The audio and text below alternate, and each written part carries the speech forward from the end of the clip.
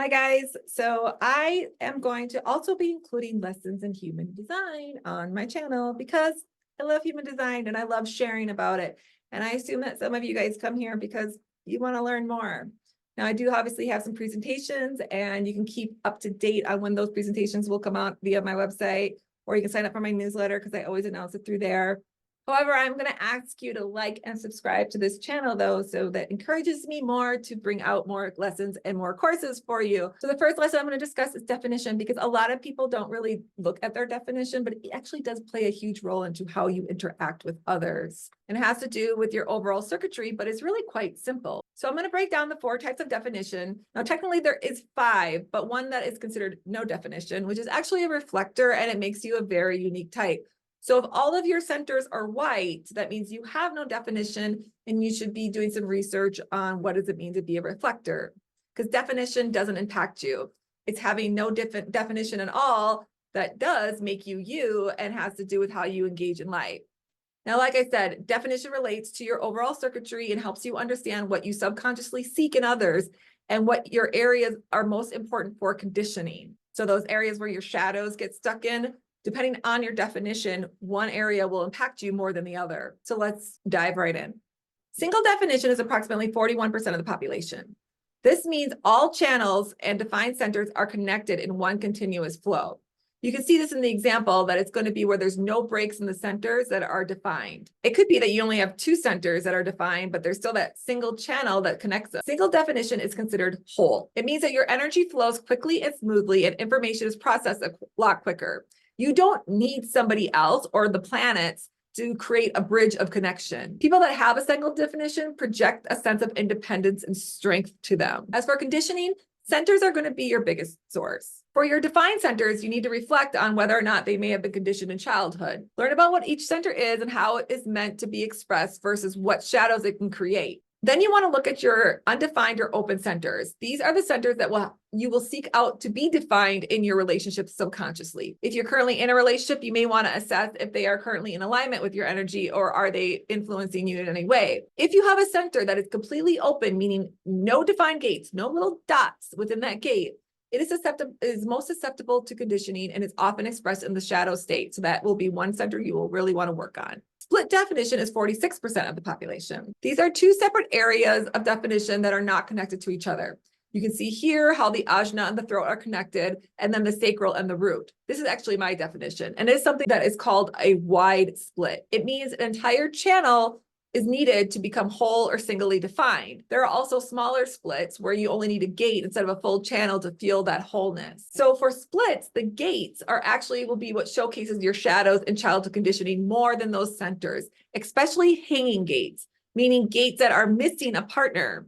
If you have circuitry in the integrated channels, especially, meaning gates 10, 34, 20, or 57. If you possess some, but not all 4, you'll want to see how those gates in particular have impacted you. Are you expressing them in the true self or the not self? Because these gates are very potent and will affect how you behave and engage with others. Now, the main difference between a wide and sometimes called a simple split, it means that you may feel like you're lacking something very specific. You don't really know what it is, but it's almost like you feel like it's on the tip of your tongue, or you'll just know it when you find it, because then I'll feel whole. For a wide split, it is more of a vague sense that something's missing. You don't really know what it is, but it makes you feel a bit empty, or even may make you feel broken because you think that something needs to be fixed. You might be the one that's always searching for therapy or actively engaging in deep self-exploration to find these answers. However, whether you are a smaller wide split, it does not mean something is missing or that you're broken. You are still a whole person, and it's just an energetic expression to encourage connection. It's your mind finding a narrative behind the energy because it may not feel very comfortable for you. In human design, we are not meant to be guided by our mind, but the body. So self-awareness is crucial to understand the difference. I emphasize this because you may mistakenly blame another for this feeling in the relationship, or end it because you think, oh, they're not fulfilling you. This is something missing, and I don't know what it is. With that being said, all split definitions, including triple and quad, must be very careful when they get into relationships. Because splits feel a need to be in a relationship, whereas a singly defined person may not feel the pull as much. Small and wide splits are actually responsible for monogamy and pair bonding. We are meant to teach each other and other definitions how to be in relationships if the alignment is correct. This definition also makes it the hardest when it comes to breaking the relationship, especially if the other person has what makes you feel whole. They will give you this sense of peace or groundedness or even calmness. And this will be very, very hard to break because it makes you feel like you are literally losing a piece of yourself, because technically you are. Now, that does not mean if you are split and you come across somebody and they make you feel whole, that that person is the person for you. The whole concept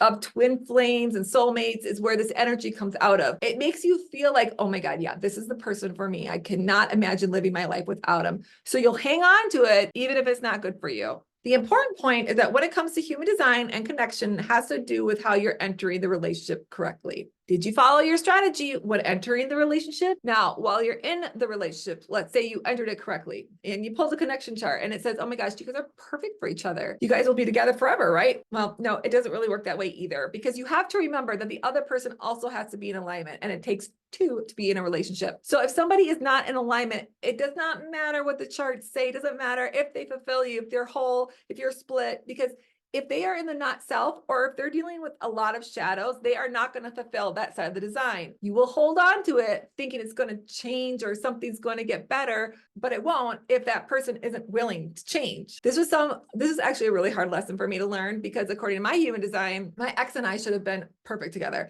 I mean, we had the best chart you could get. We were a score of 8-1, no compromise channels, and we connected through love gates, and we entered the relationship correctly, but he was in the not self. So every aspect that made me feel whole also made me feel very small. I felt unheard and not seen, and he was also a split, and I had what made him feel whole, but he didn't feel worthy of it, and in turn, it made me feel worthless to him. Now, a triple split is 11% of the population, and this is 3 separate areas of definition that are not connected to each other. Now, this type is meant to explore different cultures and environments because they're meant to be exposed to different types of auras. These are the digital nomads, RV living, world explorer type people. Now, if that is something you can't do, there will always be this longing to travel, and you may have a desire to even move around a lot. Now, I have 2 close friends that are triple splits. One is currently living abroad, constantly hopping around to a different country every time I talk to her.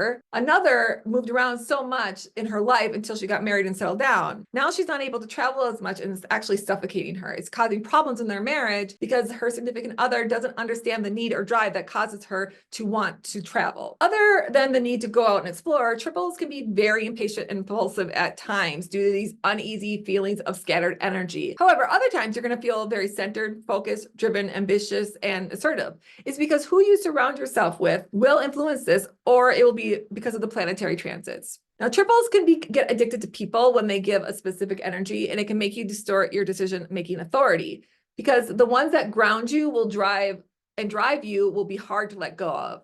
This is the case when a triple split enters a 9 and O connection.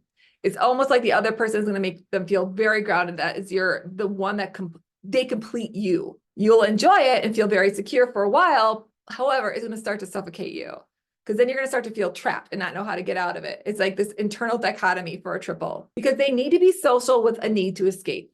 When you feel the pull to want to retreat, make sure you honor that, because it will help you rediscover who you are. Now, as for conditioning, your centers are going to be your biggest source of conditioning, because you may need more than one channel or gate to complete you. Now, those channels that bridge the split, though, can also become areas of conditioning, but the centers will be the area that you'll want to look at first, because that's going to be the most impactful. Lastly, we have the quad split, and this is only 0.5% of the population. Obviously, this is rare. In fact, it's more rare than a reflector or non-definition. Now, this is going to be somebody that's very fixed. They will have 8 or all centers defined. That makes gates or channels the ones that will be most impacted by conditioning for you. Your centers will be something you may want to review, though, for childhood trauma being so fixed. Now, quads may appear slow in development or growing up, because it's going to seem like they might even have like a learning disability, but it's because it takes them longer to process information. They actually don't have a disability at most times. They aren't able to make decisions as quickly as others, and they can also come off very stubborn and rigid.